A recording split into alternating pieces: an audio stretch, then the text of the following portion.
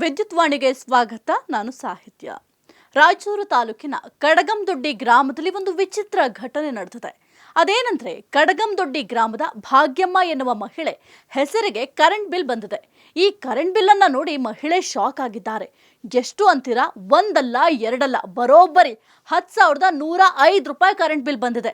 ಈ ಬಿಲ್ನಲ್ಲಿ ಈ ತಿಂಗಳ ಕರೆಂಟ್ ಬಿಲ್ 250 ರೂಪಾಯಿ ಹಾಗೂ ಬಾಕಿ 9,855 ರೂಪಾಯಿ ಅಂತ ಎಂಟ್ರಿ ಕೂಡ ಮಾಡಲಾಗಿದೆ. ಈ ಘಟನೆಯಿಂದ ಭಾಗ್ಯಮ್ಮ ಜಸ್ಕಾಂ ವಿರುದ್ಧ ಆಕ್ರೋಶವನ್ನ ಹೊರಹಾಕಿದ್ದಾರೆ. ನಾನು ಈಗಿರುವ ಮನೆಯ ಕರೆಂಟ್ ಬಿಲ್ ಅನ್ನ ತಿಂಗಳಿಗೆ ಸರಿಯಾಗಿ ಕಟ್ತಾ ಇದ್ದೇನೆ, ಆದ್ರೆ ಈ ತಿಂಗಳ ಕರೆಂಟ್ ಬಿಲ್ ನೋಡಿದ್ರೆ 10,000 ರೂಪಾಯಿ ಬಂದಿದೆ. ಜೊತೆಗೆ ನನ್ನ ಬಿಟ್ಟು ಈ ಹೆಸರಿನಲ್ಲಿ ಬೇರೆ ಯಾವ ಮನೆಯೂ ಕೂಡ ಇಲ್ಲ, ಮೀಟರ್ ಕೂಡ ಇಲ್ಲವಲ್ಲ, ಆದ್ರೂ ಕೂಡ 10,105 ರೂಪಾಯಿ ಬಿಲ್ ಕೊಟ್ಟಿದ್ದಾರೆ ಅಂತ ಕಿಡಿಕಾರಿದ್ದಾರೆ. ಇನ್ನು ಈ ವಿಚಾರದ ಬಗ್ಗೆ ಅಧಿಕಾರಿಗಳಿಂದ ಹಾರಿಕೆಯ ಉತ್ತರ ಕೂಡ ಸಿಗ್ತಾ ಇದೆ.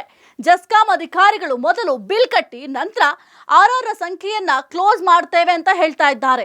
ಅಲ್ಲದೆ ಅಧಿಕಾರಿಗಳು ಹೇಳುವ ಪ್ರಕಾರ 2013ರಲ್ಲಿ ಭಾಗ್ಯಮ್ಮ ಹೆಸರಿನಲ್ಲಿ ಸೌಭಾಗ್ಯ ಯೋಜನೆಯ ಅಡಿ ವಿದ್ಯುತ್ ಸಂಪರ್ಕ ಪಡೆದುಕೊಳ್ಳಲಾಗಿದೆ.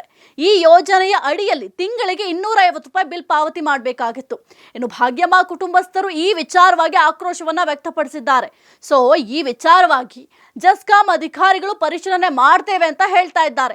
ಆದ್ರೆ ಯಾವಾಗ ಹೋಗಿ ಪರಿಶೀಲನೆ ಮಾಡ್ತಾರೆ ಅಂತ ಗೊತ್ತಾಗ್ತಿಲ್ಲ.